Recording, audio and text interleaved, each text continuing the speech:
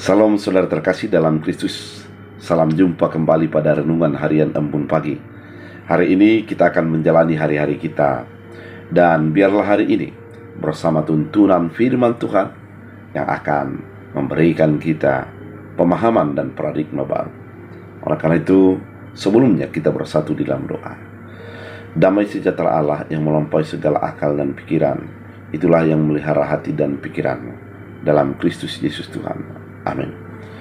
Saudara terkasih, firman Tuhan untuk kita dari 2 Samuel 22 ayat 29 dalam bahasa Batak Angkola dikatakan, "O Tuhan, hodo sinadong aku, hodo napaorot hagolapatku." Dalam bahasa Indonesia, karena Engkaulah pelitaku, ya Tuhan, dan Tuhan menyinari kegelapanku. Demikian firman Tuhan. Saudara terkasih di dalam Kristus Yesus, pernahkah saudara berada di dalam sebuah tempat yang gelap? Apabila itu terjadi, apa yang dilakukan? Banyak orang ketika di dalam tempat gelap, dia akan menjadi merasa panik. Dia akan menjadi gelisah. Kalau teringat kepada anak-anak yang masih kecil, tiba-tiba mati lampu. Ada anak-anak yang menjadi menangis, mencari orang tuanya, karena dia takut di dalam kegelapan itu. Itu dalam kegelapan mata. Bagaimana dengan kegelapan batin? Artinya, ketika kita dihadapkan dengan berbagai masalah, dihadapkan dengan berbagai pemikiran yang begitu membebankan kita, banyak orang yang menjadi putus asa.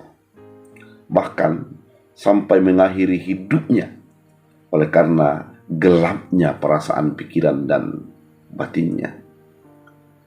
Oleh karena itu, jalan keluar di dalam sebuah kegelapan adalah menghadirkan terang.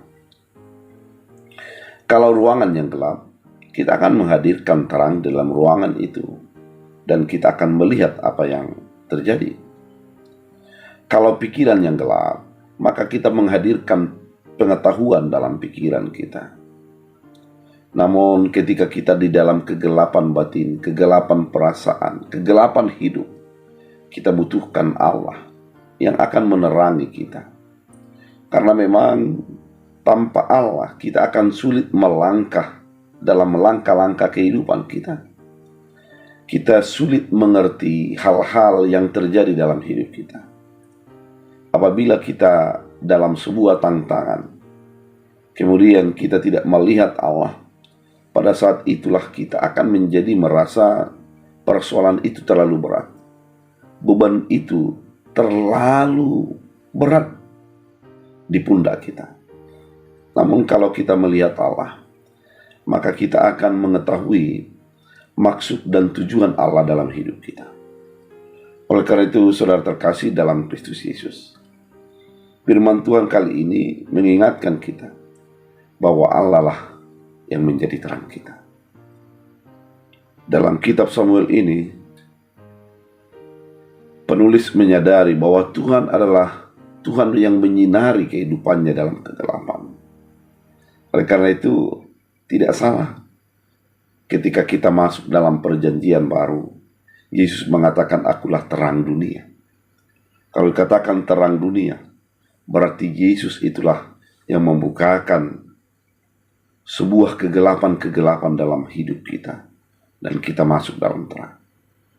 Oleh karena itu, saudara terkasih, biarlah terang Tuhan tetap menyala di dalam segala keadaan. Biarlah kasih Tuhan tetap ditunjukkan dalam segala situasimu, sehingga dengan terang Tuhan itu kita bisa dan mampu berjalan di dalam segala keadaan kehidupan kita. Biarlah firman ini menjadi kekuatan dan semangat baru. Tuhan Yesus memberkati. Kita berdoa. Terima kasih Tuhan atas firman yang begitu indah, mengingatkan kami bahwa Tuhan adalah terang kami, yang menuntun dan memberikan cahaya di dalam batin, perasaan, dan pikiran kami.